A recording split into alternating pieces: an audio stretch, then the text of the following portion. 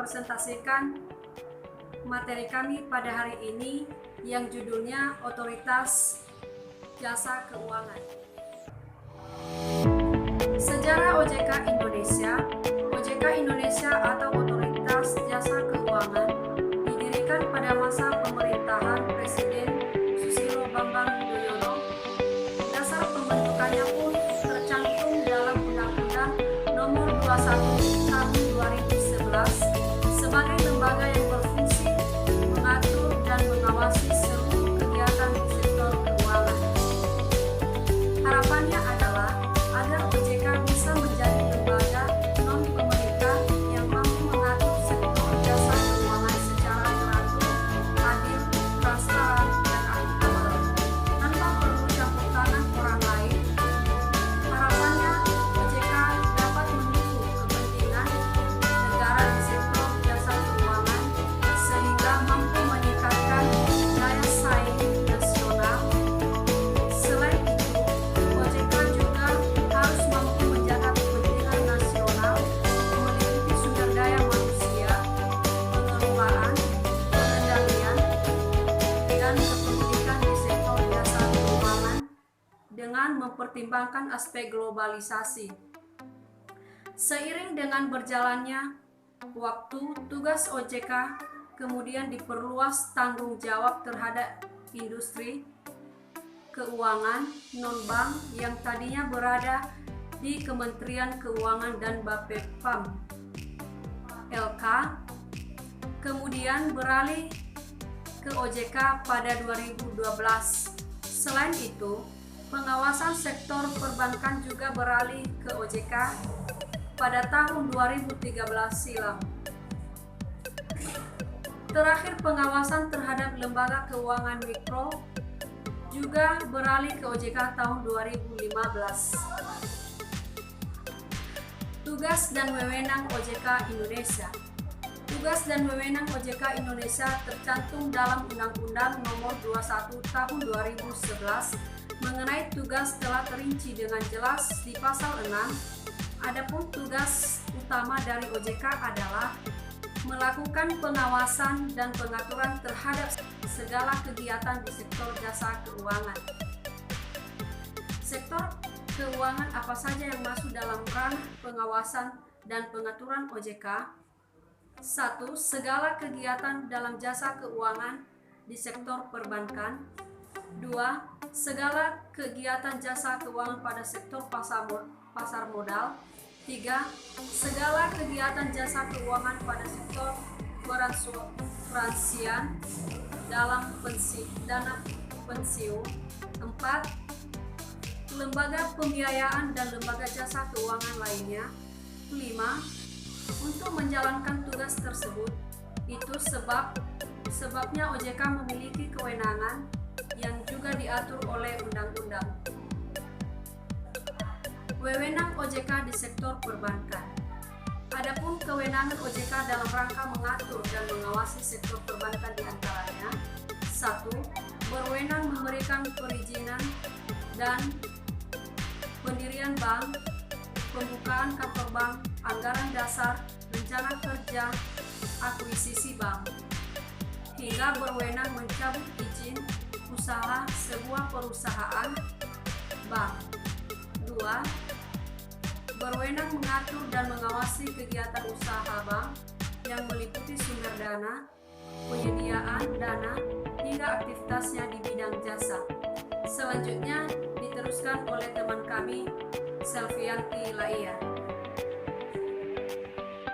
Baik, saya akan melanjutkan slide selanjutnya, yaitu wewenang OJK berkaitan dengan tugas pengaturan. Dalam menjalankan tugas pengaturan terhadap sektor jasa keuangan, OJK memiliki wewenang, diantaranya menetapkan peraturan perundang-undangan di sektor jasa keuangan, yaitu 1. Menetapkan peraturan OJK. 2. Membuat dan menetapkan peraturan mengenai pengawasan di sektor keuangan. 3. Menetapkan peraturan tentang tata cara penetapan perintah tertulis terhadap lembaga jasa keuangan dan pihak tertentu. 4. menetapkan peraturan mengenai tata cara pengenaan sanksi sesuai peraturan perundang-undangan di sektor keuangan. Materi selanjutnya yaitu wewenang OJK berkaitan dengan tugas pengawasan. Dalam menjalankan tugas pengawasan terhadap sektor jasa keuangan, OJK memiliki kewenangan diantaranya: 1. Membuat dan menetapkan kebijakan operasional pengawasan untuk kegiatan jasa keuangan. 2. Mengawasi, memeriksa, menyidik, perlindungan konsumen, dan tindakan lain terhadap lembaga jasa keuangan, pelaku, dan atau penunjang kegiatan di sektor jasa keuangan. 3. Mengeluarkan perintah tertulis kepada lembaga jasa keuangan. 4. Mengeluarkan dan menetapkan sanksi administratif bagi pihak yang melakukan pelanggaran terhadap peraturan perundang-undangan di sektor jasa keuangan. 5. Memberi dan mencabut izin usaha, izin perorangan, persetujuan atau penetapan pembubaran, dan penetapan lainnya di sektor jasa keuangan. Terima kasih. Slide selanjutnya akan dibacakan oleh Suryani. Melanjutkan materi selanjutnya, yaitu setiap lembaga yang dibentuk oleh pemerintah memiliki fungsi masing-masing, di mana fungsi OJK dalam pasal 5 undang-undang yaitu menyelenggarakan sistem pengaturan dan pengawasan yang terintegrasi terhadap keseluruhan kegiatan di dalam sektor jasa keuangan. OJK juga memiliki visi misi, di mana visi OJK adalah menjadi lembaga yang bertugas mengawasi industri jasa keuangan yang terpercaya, kemudian melindungi kepentingan konsumen dan mampu mewujudkan industri keuangan menjadi pilar perekonomian nasional. Sedangkan misi OJK adalah mewujudkan terselenggaranya kegiatan sektor jasa keuangan secara adil, transparan, dan akuntabel. Kedua, mewujudkan sistem keuangan yang tumbuh secara stabil dan berkelanjutan.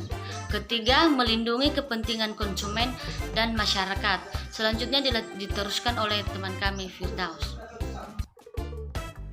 Baik, untuk materi selanjutnya mengenai kebijakan OJK Indonesia tahun 2020. Setiap tahunnya OJK memiliki kebijakan strategis. Pada tahun 2020, OJK telah memiliki 5 kebijakan yang diharapkan mampu mendukung pembiayaan terhadap UMKM dan masyarakat kecil. Harapannya UMKM dan masyarakat kecil tersebut mampu melaksanakan inovasi-inovasi di bidang teknologi informasi industri jasa keuangan.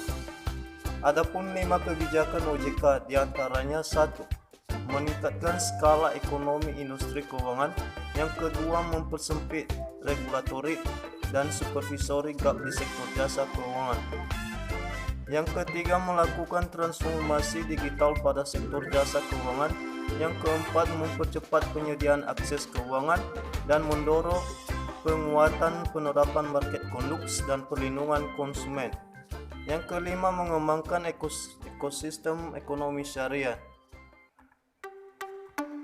Sektor jasa keuangan yang berada di bawah kewenangan OJK. Setidaknya ada 3 sektor jasa keuangan yang berada di bawah pengawasan, yaitu 1. Kewenangan OJK, yang kedua perbankan, yang ketiga pasar modal. Jika dijabarkan lebih lanjut, apa saja kira-kira lembaga atau usaha yang diawasi OJK? 1. Perusahaan bank, yang kedua pasar modal dan perusahaan sekuritas, 3. Perusahaan asuransi, 4. Pegadaian,